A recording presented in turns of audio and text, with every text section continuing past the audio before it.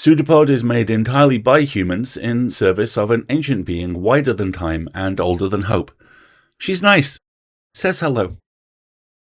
Lightning has struck PseudoPod towers once again, and, as every week, something horrifying slouches towards your ears, waiting to be heard. What follows is horror to the core. Proceed only if you wish to be disturbed as well as entertained.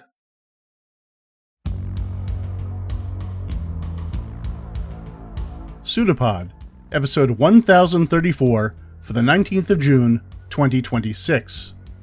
Only in the Dark, by Elizabeth Winfield. Narrated by Catherine Inskip, hosted by Richard Dansky, audio by Chelsea Davis. Hey everyone, hope you're all doing okay. I'm Richard Dansky, an author and award-winning game writer, and a many-time contributor to PseudoPod, and I'll be your host for this week.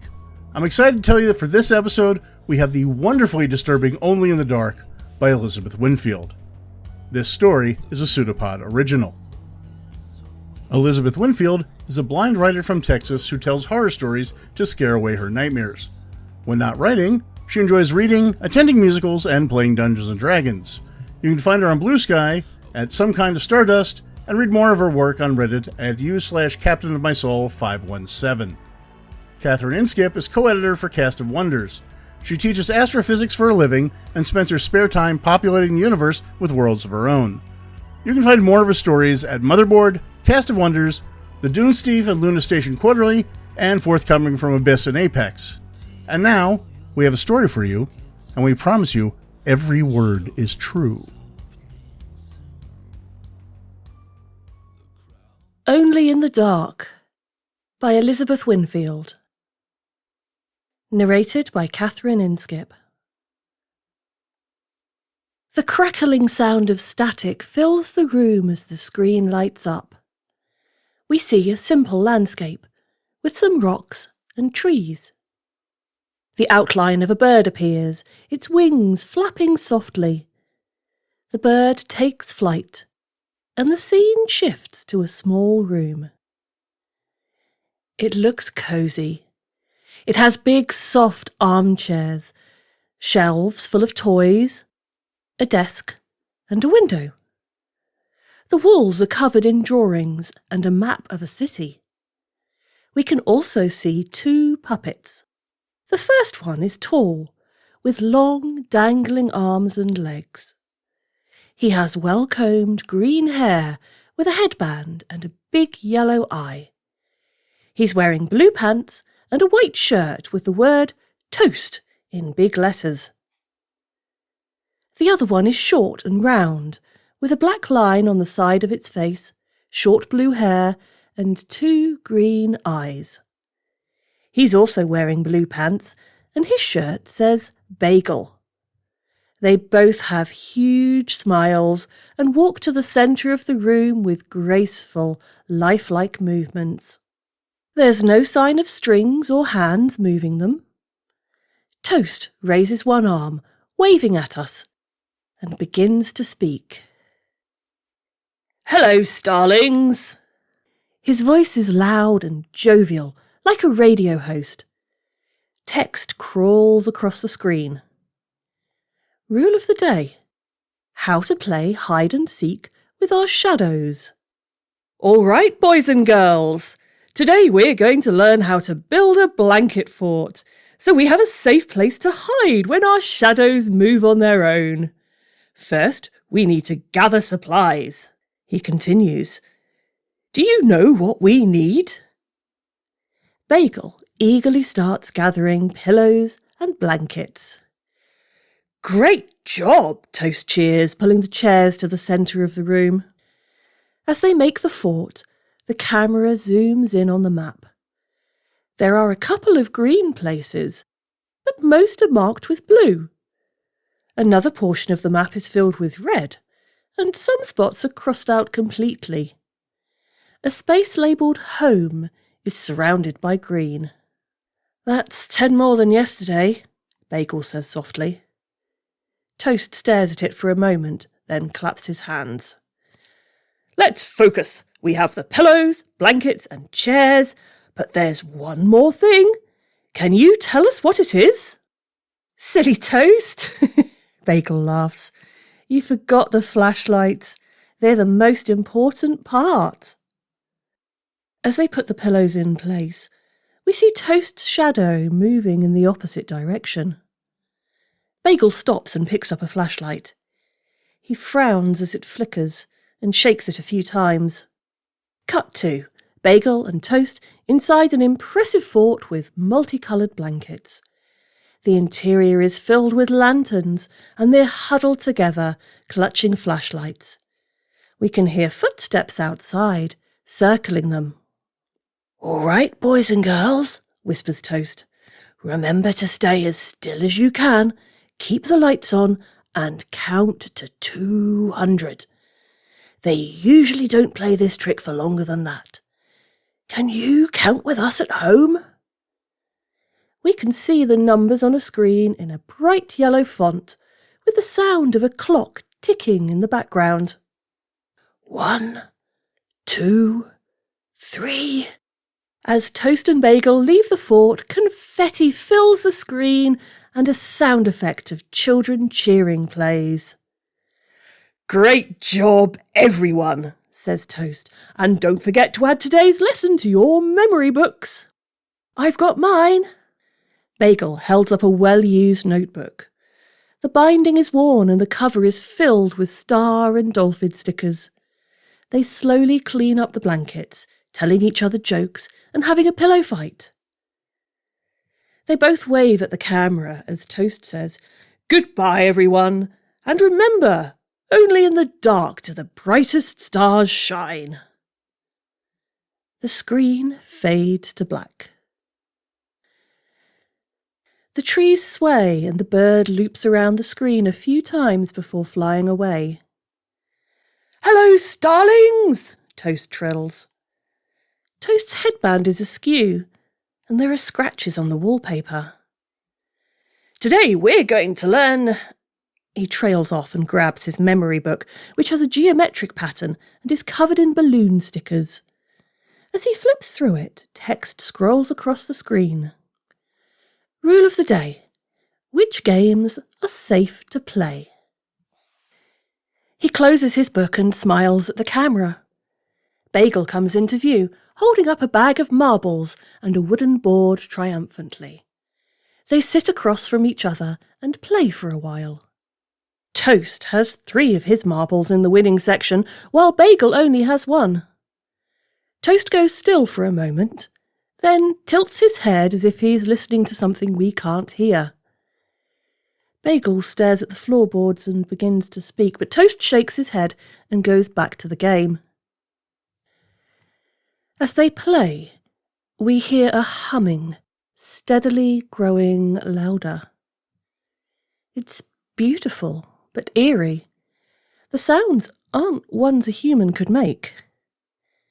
Bagel starts to hum along and Toast clamps a hand over his mouth. But it's too late. The room starts to vibrate and the lights flash. We hear Bagel's voice singing along, even though his mouth is closed and he's clutching his throat in wide-eyed panic. Toast starts singing the multiplication tables, louder and louder. The longer he sings, the more his smile drops and his voice shakes, but he keeps going. Finally, the voice stops, and Bagel is crying. Toast looks directly at us and squeezes Bagel's hand. "Well, boys and girls, there's an important rule I haven't taught you yet, so you should write this down. If you hear the underground music, ignore it. Don't sing along under any circumstances. The song will remember you. If it takes a voice, sing anything as loud as possible and don't stop until you're the only voice left." New text fills the screen as they shakily clean up the game. Rule of the day: what to do when the underground music plays. "I think we're going to end things a little early today, starlings," Toast says, waving goodbye. "Remember, only in the dark do the brightest stars shine." Fade to black. The trees look scorched. The bird sits on a crumbling branch, and the dirt is dry and cracked. Toast greets us. "Hello, starlings!" The room is bright, so bright that the colours look washed out and you can see the dust motes in the air. The area around home on the map is blue. Bagel walks into view, carrying brightly coloured fabric and some scissors, and gestures at the window. "It hasn't moved in 6 hours, he says. There are 2 suns in the sky. One looks normal, and the other looks like what you'd see in a children's book. Text on screen. Rule of the day. What to do when the light watches. Today, boys and girls, Toast explains, we're going to learn how to make curtains. It's a lot of fun, and we can even make cool designs. When there are 2 suns in the sky, it's best to block out as much of the light as you can. It likes to watch, and nothing good ever comes from it." They work together to measure the window and cut and sew the fabric. As they sew, they put children's names into the fabric. Sam, Jake, Lexi. While they work, Toast is humming softly off-key. Bagel finishes the last letter, then pauses. His voice is quiet but steady. "This is so the light knows how loved you all are." Bagel smiles and nods as he unthreads the needle. They rush to put up the curtain, and the wrong sun moves directly in front of the window. As the light hits them, they freeze. They don't move until it blinks. Once they do, they stare, dazed, with their eyes wide and mouths hanging open for a moment, then continue putting up the curtains. Toast waves to us and says, "Goodbye, everyone. Thank you for doing this fun craft with us. And remember, only in the dark do the brightest stars shine." Fade to black. The bird's wing is torn, and its flight is slower. The room still looks off. Everything is there, the desk, the shelves, the drawings, but it's all in different places. "Hello, starlings," Toast calls. He's facing away from the camera but quickly turns in our direction. "Today, we're going to learn how to draw a map." The on-screen text. Rule of the day. What to do when your home looks different. Bagel holds up his memory book with a detailed map of how the room used to look. Toast begins to explain. "Sometimes when you wake up, where you are looks different than before. It's important to remember the old way so you don't get lost or go through any wrong doors." Toast walks over to the shelf and reaches for a box of coloured pencils, but his hand goes right through it. He goes a bit to the left and reaches toward a blank wall, and a box of pencils appears in his hand. "First, start with the important details like furniture and walls," Bagel says as he draws. "Then add stuff like pictures and what's on your shelves." Toast walks towards an unfamiliar door. "Now we'll show you what's behind the randomly appearing doors." He opens it, and all we can see is a void. Complete darkness, with no end in sight. Bagel sticks one of the pencils into the darkness, and we hear a snapping sound as the camera cuts out for a moment. A second later, we see Toast still in front of the door, his hand empty, and 2 of his fingers missing. It doesn't look like there's a wound. His hand is perfectly smooth, as if they were never there at all. Toast slams the door, and walks back over to Bagel. Make sure to update your map if you change anything in your home. It should go back to normal after a couple of days. Goodbye, everyone. And remember, only in the dark do the brightest stars shine. The screen fades to black. The landscape looks like it should, but there are 2 birds flying around on screen. The room is almost back to normal. Everything is in its place. But the map is upside down, and the drawings are crooked. Hello, starlings, Toast says. The camera pans to someone sitting at the desk. It's another version of Toast. It looks like him from the beginning of the show, with no injuries and a well-groomed appearance. When Toast waves, the copy waves a half-second later. Text appears on screen. Rule of the day. What to do when you see yourself watching. Toast walks around the room picking up some toys, and the other Toast is a few steps behind him. Bagel is frozen, staring at the echo. Sometimes we leave pieces of ourselves behind, Toast says. If they're watching, don't let them see you look back. Cut 2. Toast and Bagel build a Lego tower. As they work, the echo grabs a block each time Toast does, still a half-second behind. After a few minutes of this, the echo starts turning blurry at the edges. Toast finally starts to relax, and Bagel smiles. The echo is gone by the time all the Legos are put back on the shelf. OK, boys and girls, Toast says.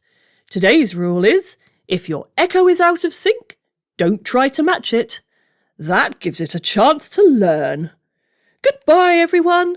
And remember, only in the dark do the brightest stars shine. Fade to black. The trees are bent as if there was a storm, and the bird sits in a cage. We can only see parts of the room. There are blank spaces like things have been erased, and home on the map is covered in red. Hello, starlings! Toast's voice is frantic. Today's rule is how to help someone find their way back. He steps toward a blank space and shouts, Bagel, where are you? Can you hear me? Yes, but I'm not sure where I am. Bagel's voice is so faint that we can barely hear it.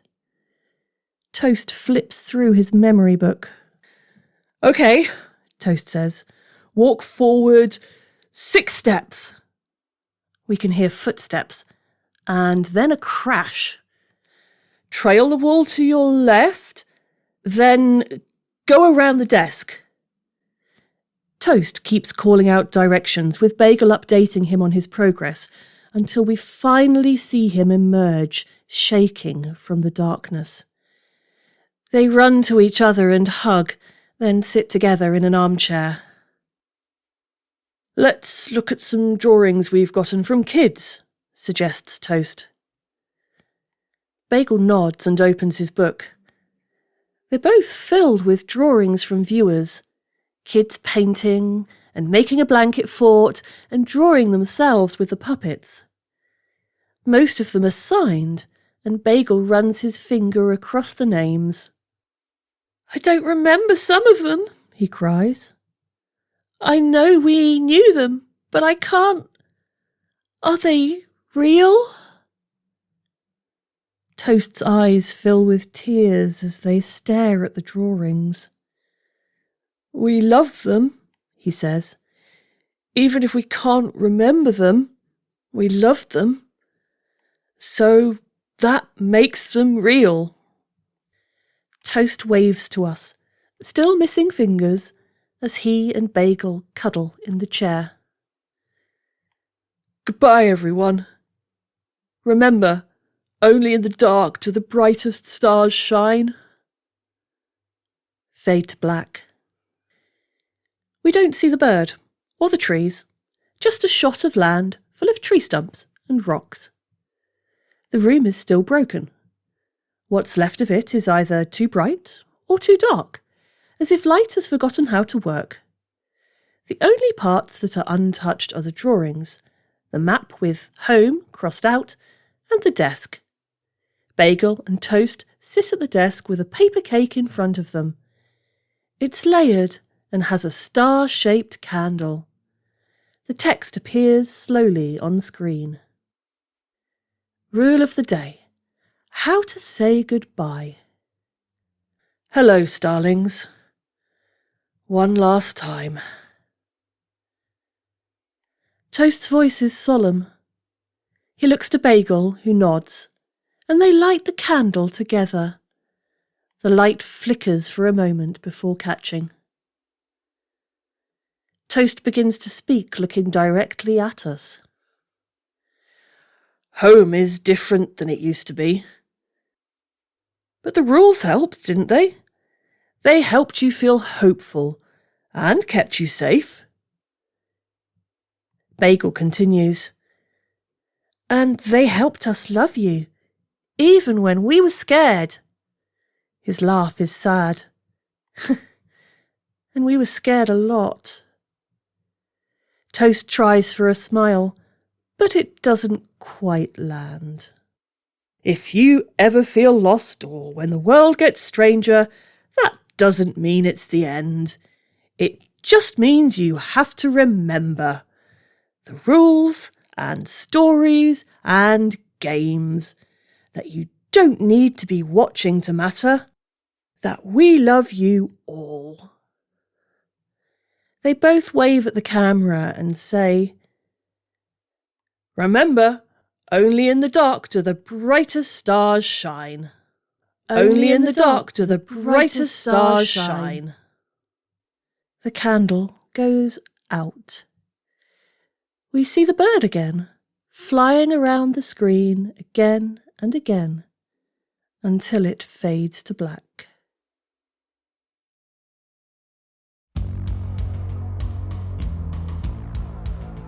Well done, you survived another story. What did you think of Only in the Dark by Elizabeth Winfield? If you're a Patreon subscriber, we encourage you to head over to our Discord channel and tell us. Our author had this to say: I've always been drawn to the uncanny valley and analog horror, taking things we associate with familiarity and safety and making them terrifying. In this story, I want to explore the idea of the importance of hope even when there's no saving the world. Toast and Bagel found moments of joy with each other and their viewers, even though there was nothing they could do to fix things. A bit of behind-the-scenes trivia: Toast and Bagel were meant to be just placeholder names, but I loved them so much that I kept them. So much of the best horror uses the language and conventions of childhood. The evil seed at Children of the Corn or The Omen, the creepy possessed doll or child, and thank you Annabelle and Reagan, Pennywise and its hunger for the children of the Losers Club. It's all about taking the thing that is supposed to be most innocent and pure and twisting it to the service of the horrific. It's taking a place and a thing and a time that should be safe and revealing them as dangerous or worse. It's a perversion of our most deeply held understanding of how things are supposed to work, and that's why it gets us every single time. Which brings me to Only in the Dark. Author Elizabeth Winfield reached into the toy box and pulled out a children's television show. We all watched that sort of thing growing up, and we know what kids' TV is supposed to be. Simple, clear, brightly colored, and most of all, safe. A kid show is a self-contained world where Bluey or the Teletubbies or Big Bird can learn and play and share and make friends with no sharp edges and no scary unknowns. Winfield understands that, and understands that we all share that image of children's TV. And then, in her elegant, meticulous way, she takes that preconception and sends it step by step into the howling, uncaring void. Paragraph by paragraph, we learn that this comfortable, defined space isn't safe, and isn't really defined either. By the end, everything's broken down, and all the safeguards that we relied upon are revealed as shams. And the hosts, the ones we trusted to guide us and teach us, we learn the hard way they can't protect us, or even themselves. At the last, we're left with something we cannot unlearn. The sanctuary we trusted and that gave us comfort has been revealed to be a fraud, a lie we're not allowed to believe anymore. It's like when you learned that Santa Claus wasn't real, but with the added weight of existential dread. It's a lesson that part of us always fears every time it's presented, and Winfield teaches it masterfully in a way that's going to linger. I absolutely love this story, and I love that PseudoPod constantly offers a platform for horror like this. It's why I support the podcast with a monthly donation, and why I want to talk to you about becoming a supporter as well. PseudoPod is a nonprofit, part of the Escape Artists Foundation, which has been a leader in our industry for 20 years in pioneering submission-based short speculative fiction podcasting. PseudoPod itself is 20 years old this year, and I am honored to help celebrate that with what might be the return of an old favorite. I actually wrote the second story PseudoPod ever ran, and for those 20 years, this podcast has been a constant, wonderful presence in my career as a horror writer. From that early short about murdering your writing instructor, to my most recent novel, Ghosts of Smoke and Flame, I've always been proud to call myself a PseudoPod author. Speaking of which, we are currently open for our annual Anthologies and Collections call. This is for reprints from books published or due to be published in 2026, specifically. Do you have an anthology or a collection out this year, or do you know someone who does? Please encourage them to submit. But back to support.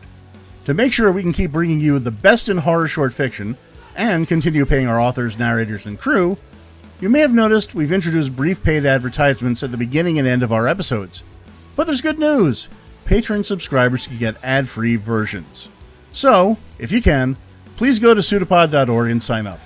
The $7 level support will get you ad-free access, of course, plus access to our Discord channel, and you'll be able to download stories all the way back to day one in your podcatcher to listen to at your leisure. Although one-off donations really do help, and we are incredibly grateful for every one of them, regular donations make all the difference to us. They give us stability and sustainability, and allow us to shop in bulk at Costco for garlic, silver bullets, salt, and wolfsbane. If you can't afford to support us financially, and believe us, we do understand, please consider leaving reviews of our episodes, or just generally talking about them on social media. We'd particularly love to see you on Blue Sky. You can find us at pseudopod.org. You can also support us by buying things from the Escape Artists Void merch store. The link is in various places, including our latest social media posts. PseudoPod is part of the Escape Artists Foundation, a 501c3 nonprofit, and this episode is distributed under the Creative Commons Attribution, Non-Commercial, No Derivatives 4.0 International License. Download and listen to the episode on any device you like, but don't change it or sell it. Theme music is by permission of Anders Manga. And finally, PseudoPod and the Thomas Legati know. The sinister, the terrible never deceive. The state in which they leave us is always one of enlightenment. See you soon, folks. Take care and stay safe.